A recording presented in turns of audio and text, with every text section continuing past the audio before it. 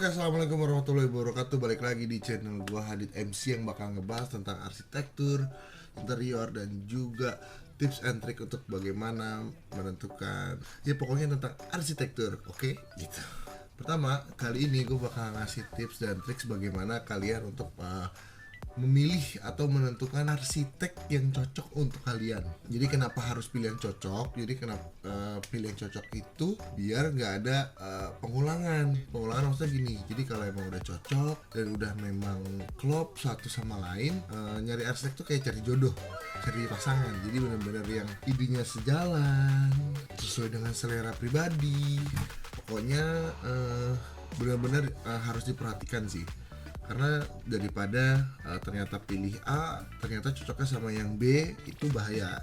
Bisa jadi bakal gagal di tengah, yang udah-udah, atau ada perubahan banyak banget, atau revisi terus-menerus, yang akhirnya membuat pihak arsiteknya dan ownernya sendiri pun akan capek karena harus berubah terus. Oke, yang pertama itu karakter desain sesuai selera atau bisa bilang cocok yang tadi gue bilang. Jadi gini, kalau misalkan lo sukanya desain modern, lo harus cari arsitek yang desainnya modern. Jangan sampai lo cari arsitek yang desainnya klasik atau tradisional. Jadi kan nggak nyambung ya. Kalau misalkan lo sukanya yang klasik, ya lo carinya jangan yang modern minimalis, karena nggak akan nyambung juga dan akan bentrok, dan di situ yang ada hanyalah komunikasinya nggak lancar. Oke. Nah, yang kedua itu adalah cocok secara komunikasi. Komunikasinya tuh lancar. Jadi sama kayak yang tadi, pertama setelah kita cocok gaya stylenya, arsiteknya, misalkan modern ya, akhirnya lo ketemu sama arsitek yang modern, terus lo ketemu nih komunikasinya gimana, secara verbal enak nggak kita ketemu, terus kayak berasa nyaman, berasa nyambung, berasa nggak pusing, nggak ribet, nggak dibikin susah. Karena komunikasi awal dari semuanya sih. Kalau misalkan lo komunikasinya nggak lancar, lo bisa kacau buat kedepannya. Ingat, cari arsitek yang gampang dihubungin. Maksudnya gampang dihubungin tuh karena kalau proyeknya banyak terus susah dihubungin, yang ada nanti lo bakal ribet sendiri ke depannya. Jadi benar-benar cari yang orangnya tanggung jawab dan lo bisa menilai lah orangnya bertanggung jawab, komunikasinya lancar, dan hubungin gampang.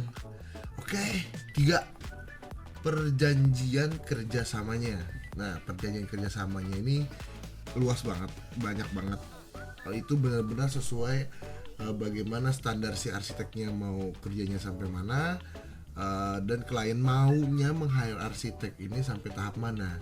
Jadi itu semuanya punya pasti perjanjian kerja yang beda-beda. Belum tentu arsitek A semua perjanjian kerja proyeknya itu sama, enggak.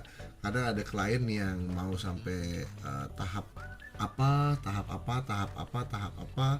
ada yang bisa maunya langsung semuanya. Itu macam-macam, dan itu enaknya dikomunikasikan. Nah, makanya balik lagi ke poin sebelumnya, komunikasinya harus lancar. Jadi biar perjanjian kerjasamanya lebih jelas, dan lo harus ngomong dari awal lo mau hire dia sampai step mana. Jangan sampai saat lo hire dia full ternyata lo berhenti di tengah-tengah. Itu akan merusak citra dari si klien, malah dari klien lah yang rusak, karena si klien meng-hire tujuannya dari awal sampai akhir, tapi berhenti di tengah dengan alasan tidak jelas. 4, cocok harganya.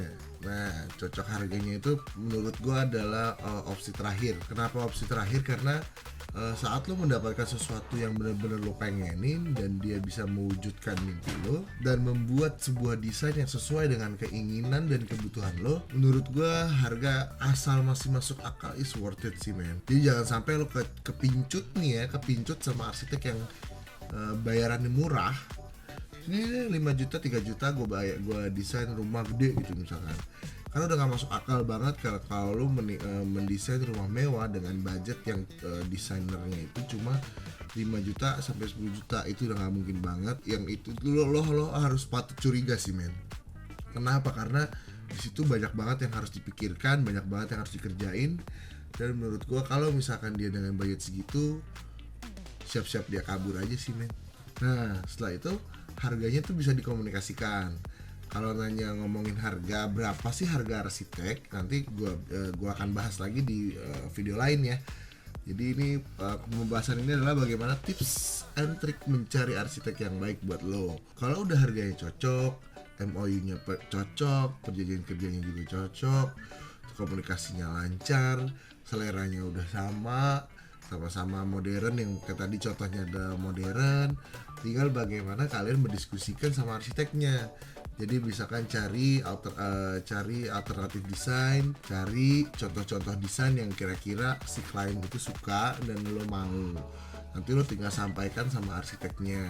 Dari situ arsitek akan menganalisa apa aja sih kebutuhan lo, karena kebutuhan setiap pribadi itu beda-beda, nggak pernah ada yang sama. Dan walaupun lo pekerjaan yang sama, tapi kebutuhan rumah lo pasti akan berbeda. Oke. Dari situ udah jelas, itu gue kasih berarti ada berapa tuh, ada 4 tips ya, ada 4 tips untuk cari arsitek sesuai selera. Semoga beruntung, dan gue sarankan memang lo harus cari arsitek dia buat bangun rumah, jangan cari pemborong-pemborong yang gambarnya gratis ya. Rumah lo standar men, rumah lo standar banget, sumpah lo nggak punya karakteristik sendiri dari rumah lo, kayak gitu. Thank you banget udah nonton sampai habis, udah sampai yang nonton sampai ini nih, sampai titik ini ya, sampai menit sekarang ini.